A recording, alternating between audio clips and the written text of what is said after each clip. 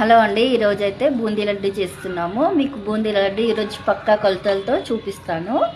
నేనైతే 1 కేజీ శనగపప్పుని తీసుకొని గ్రైండ్ చేసుకున్నాను.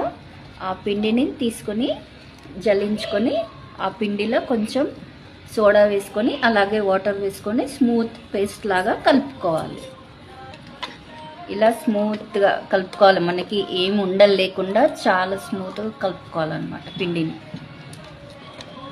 ఇలా స్మూత్గా కావాలండి, మనకి పేస్ట్ లాగా ఉండలు లేకుండా బాగా కలుపుకోవాలి. అప్పుడైతేనే మనకి బూందీ అనేది మంచిగా వస్తుంది.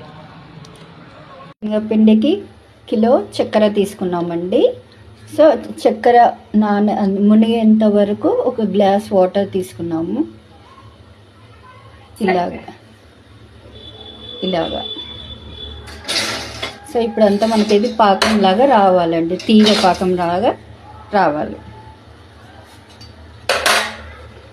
చక్కెర బాగా కరిగేంత వరకు ఇలా కలుపుతూనే ఉండాలి. తీగ పాకం వచ్చేంత వరకు. ఈ లడ్డులకి మెయిన్ ఇంపార్టెంట్ అంటే తీగ పాకం బాగా రావాలి. తీగ పాకం వస్తేనే మనకి లడ్డూలు చాలా బాగా కుదురుతాయి. చూడండి మనకి ఇలా ఎలా బొరుగులు వస్తున్నాయో మంచిగా. లట్టుకుంటే మనకి తీగ పాకం రావాలండి. ఇలా చూడండి, ఇలా వచ్చాక మనం బూందీ కట్టుకుంటున్నాం కదా, ఆ బూందీ ఇందులో వేసుకొని బాగా కలుపుకోవాలి.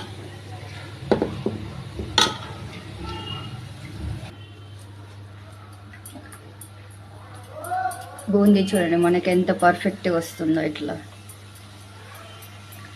మనం ఎంత ఉండలు లేకుండా కలుపుకుంటే అంత పర్ఫెక్ట్గా మన బూందీ అనేది వస్తుంది. అంటే కామా షేప్లో వస్తుందండి. మాడగొట్టద్దండి, మాడగొడితే టేస్ట్ ఉండదు. మామూలు ఈ కలర్ వస్తే మనకి సరిపోతుందండి. ఇలా ఈ కలర్ వస్తే సరిపోతుంది. వేసి తీసేయడమే అండి, అంతే ఉంటుంది. ఇంకా అలా నూనెలో వేసుకుంటూ ఇలా మనము పాకంలో వేసి కలుపుకుంటూనే ఉండాలి.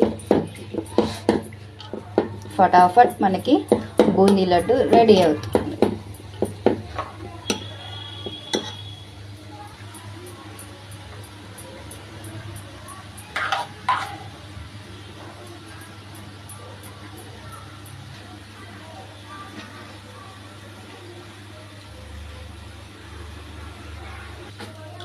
అయిపోయిందండి. ఇంతే, పక్కా కొలతలతో చేస్తే ఎవరికైనా బూందీ లడ్డు ఈజీగా వస్తుంది.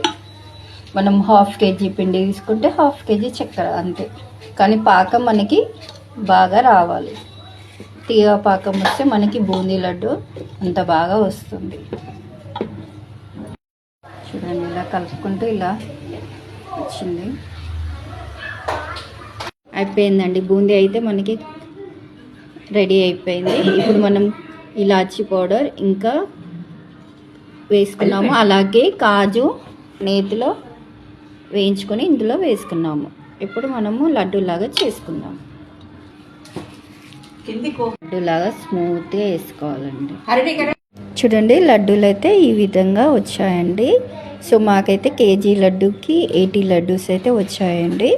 ఇదే విధంగా మీరు కూడా చేసుకోండి. Thank you for watching.